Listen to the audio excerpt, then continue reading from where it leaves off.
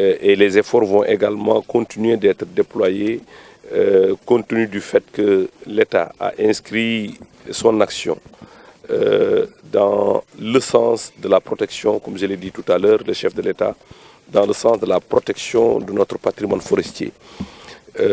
Nous avons vu tout à l'heure l'agression qui est faite de nos forêts.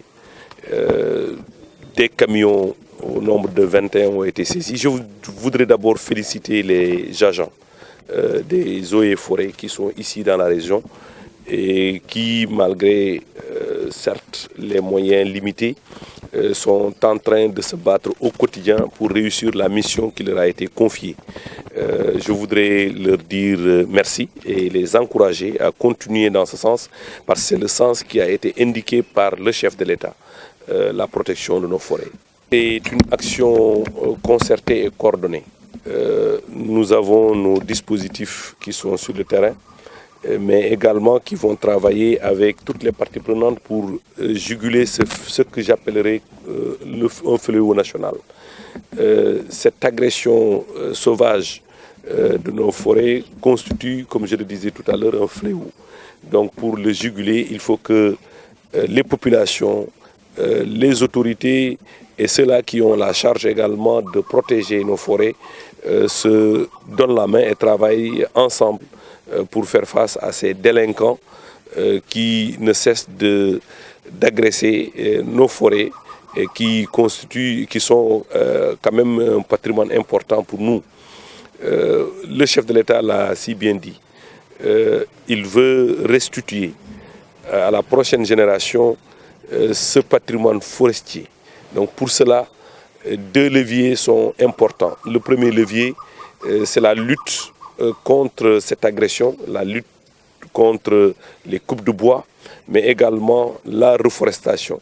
Le président de la République a indiqué clairement sa volonté de mettre en place une agence de la reforestation qui viendra à côté de ceux-là qui luttent contre la déforestation, permettre non seulement la régénération de nos forêts, mais également de maintenir les acquis, de maintenir ce que nous avons aujourd'hui comme patrimoine.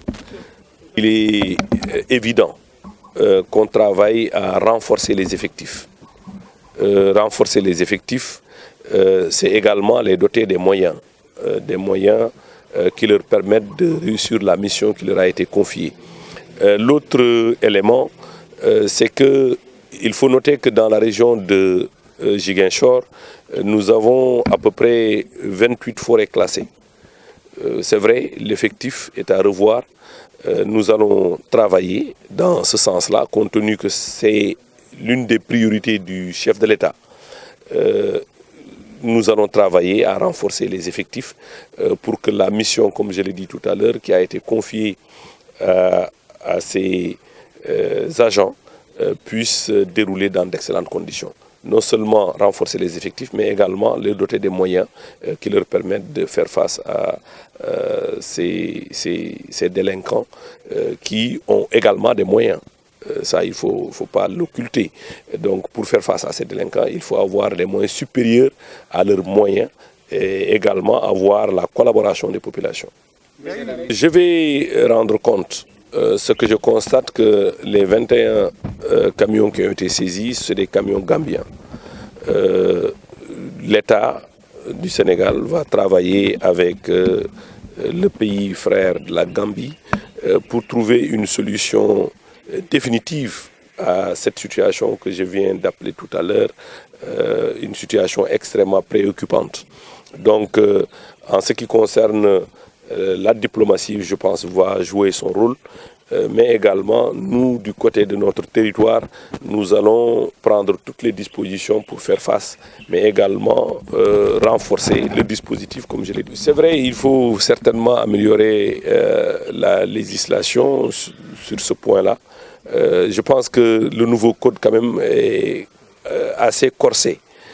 Si on arrive à l'appliquer dans toute sa rigueur, je pense qu'il y a lieu de décourager ceux-là qui sont les plus téméraires.